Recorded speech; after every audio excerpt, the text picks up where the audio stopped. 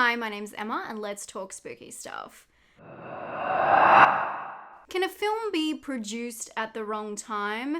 New Shudder haunted horror, The Cellar, is a good example of this. The film, although working in timely elements, approaches the genre in a dated manner. Although not all hope is lost for this one, as it may work for the right demographic. Those looking for a retrospective throwback to noughties horror, cliches, and atmosphere. That's naught for those who have problems understanding my accent or maybe don't know the term. During this decade, she was well known for her role in 2004's The Girl Next Door, and horror fans may recognize her from House of Wax in 2005 or the first revival Are You Afraid of the Dark series. But her role in The Cellar is quite different because now she is playing the mother and trying to break through to her teen daughter Ellie, played by Abby Fitz. The film also stars Ian Mackin and Dylan Fitzmaurice Brady. Now get ready for the cliches. The film follows a family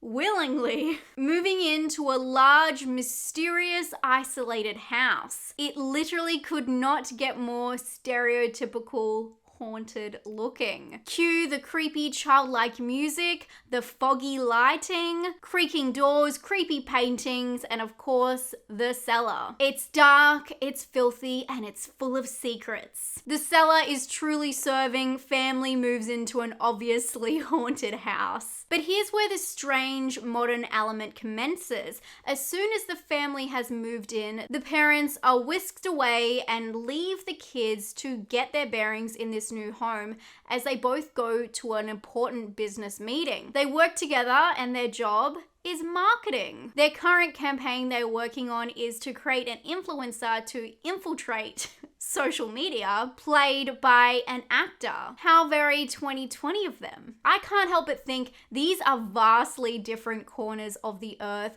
We've gone from a gothic haunting to a Black Mirror episode in the space of a few minutes. It had me wondering why they made this emphasis on their jobs instead of just them being whisked away to an unknown company or a random urgent meeting. Their career does play a slight role in the message behind the film of the daughter and mother not connecting. I mean, she works for a marketing company that is meant to be targeting teenagers, and yet she can't understand her own. But I honestly think that it was just a confusing sidestep, and this could have been incorporated into the film with some additional scenes of the family interacting, which would have given us more care for the characters. They really could have used that to make them more likable, to throw in some nice warm moments between the family to get you more into the characters. Now I've explained the major sidestep that is the parents' job. I promise that is not a spoiler at all. The plot is really about what happens to the kids while the parents are away at work. After the power cuts out at the haunted home, the moody teen Ellie heads downstairs to the cellar to find the fuse box,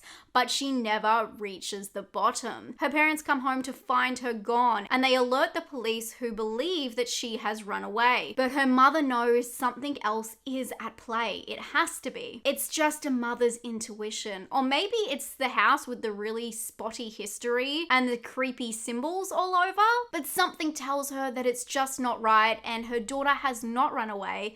Maybe the house has something to do with it. There's obviously a lot of red flags here already, and one of the funniest things about this film is it is about the mother and daughter relationship, and we visibly see the father and son who really could not care less that the daughter's gone. It's very interesting that they put the whole emphasis on the mother and daughter, which is totally fine, but taking that away from the rest of the family. There's a point in this film where the little brother asks if his sister has been found, just nonchalantly. And I have to say, when you're watching this, if you watch it, tell me, does the father look like he cares at all? I considered while watching this that the father and son might be in cahoots and they got rid of her body. But what proceeds for the rest of the film is a strange investigation. The film takes the viewer back and forth with what I feel is the obvious. To be clear, there's a whole lot of nothing. The lead plays a strange cat and mouse game with the plot until we end up where we should have been the whole time, where the meat of the story should have taken place, in the house where the mystery is to unravel. It's like we're following around the lead who is 2 steps behind the viewer at all times. And this is something that I know viewers are pretty much done with. We want a smart protagonist that thinks on their feet, that is almost 1 step ahead of us. Towards the back end of the film is when things really pick up.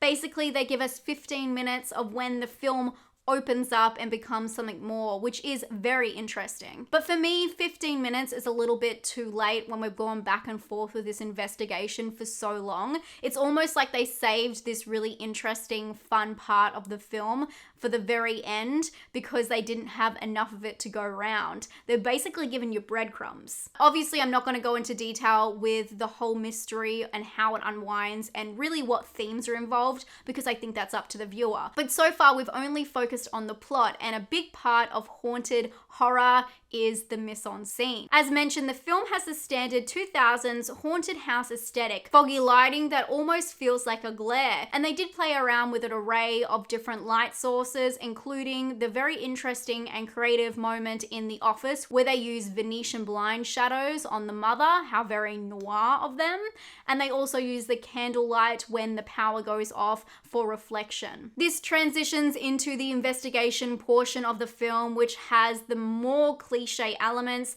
such as the winding drone shot as the protagonist drives to different but always isolated locations to find out information and do some interviews. The constant droning music keeps the film feeling cohesive no matter the setting. This is an unsettling sound bed. To add to the sound, I'm not too sure if my copy was different because I did watch this as a screener, but there was a very interesting almost reverb on the dialogue, especially within the house. I'm not sure if this is intentional to add to the spooky factor, but it did sound like they were in maybe a small vacuum. I would love to know if you watched this, if you heard that too, or if it was just me. For me, The Cellar was a shallow idea of a movie that mimics horror films from the early 2000s. In parts, it has unique creative flares, like the parents' job relating to their children, and an actual mystery that is eventually unwoven. But all of these exciting elements are broken apart and fed to the audience slowly. It's like they had 30% of a horror film, they didn't quite bake it all the way through. So they watered down the actual terrifying moments, the horror, the tension. It's the prototype of something better, but it's not quite a fully fleshed out film. Of course, being spoiler free, I didn't even want to touch the idea behind the cursed dwellings. I'll leave this for the viewer to find out. But personally, I wouldn't really recommend this film unless you're desperate to recreate that noughties haunted house feeling. This one hit Shudder this Friday on the 15th of April, but some of you may have already seen it as it did premiere at South by Southwest.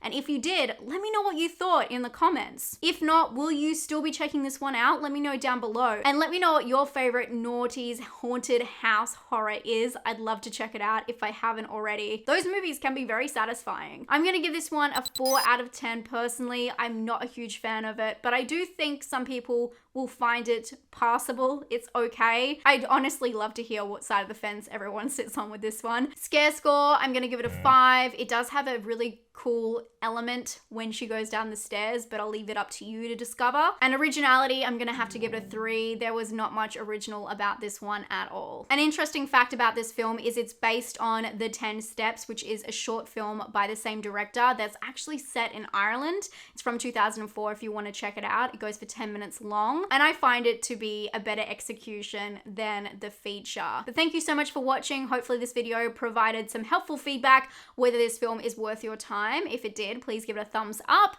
And if you haven't subscribed, I'd love to have you here. I do 2 videos every single week talking about horror movies, giving you recommendations, telling you what to watch, what I recommend not watching, and just talking about horror in a fun way. It's very relaxed vibe here, so if you'd like to join, I'd love to have you. And I hope you have a fantastic day. Stay safe and stay spooky. Bye, friends.